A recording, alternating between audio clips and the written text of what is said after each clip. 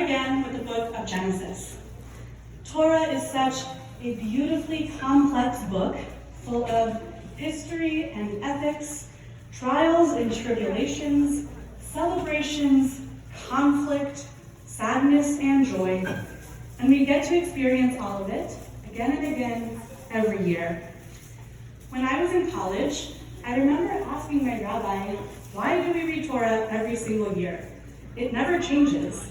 We read the same stories every year. That seems so boring and ridiculous. But he smiled and replied, every year when I read Torah, I find something that I didn't find the year before. I read a different commentary, and I understand it from a different point of view. The Torah might not change, but I do, and every year I read Torah through different eyes. This change of perspective is important. We are about to read the last chapter of the last book of the Torah, and this is the chapter in which Moses dies without ever getting to be in the land of Israel. 4 books of the Torah are about Moses' journey through Egypt, from Egyptian prince to redeemer of Israel, and he never gets to step foot into the promised land. When I first read this a few years ago, I was in a pretty bad down spell of depression.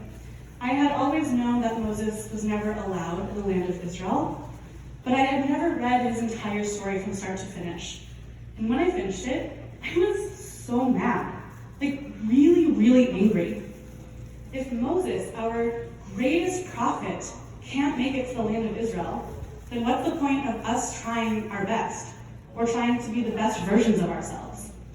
I was feeling pretty helpless and pretty lost. But then I read Torah again the next year, and I read the story completely differently. I've spoken a few times about my faith in God.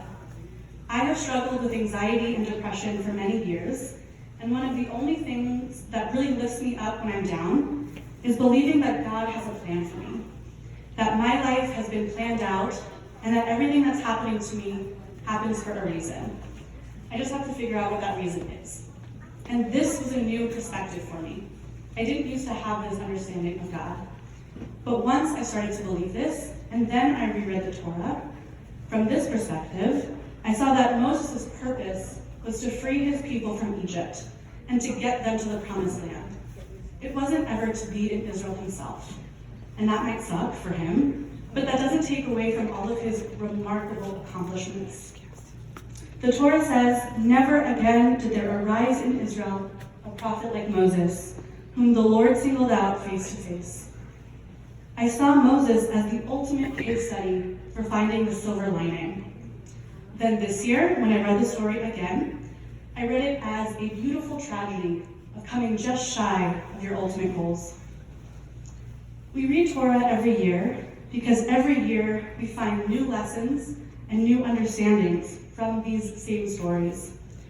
Simchat Torah is a reminder to keep trying to understand, keep trying to learn, and keep trying to find meaning in different aspects of your lives.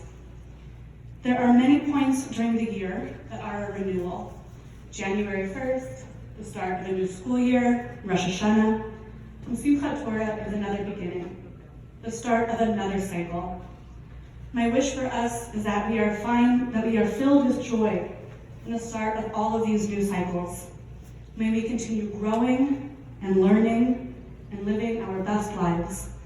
And may we always try to find the silver lining, even if it's covered by darkness. Shabbat Shalom. Now we unravel the Torah.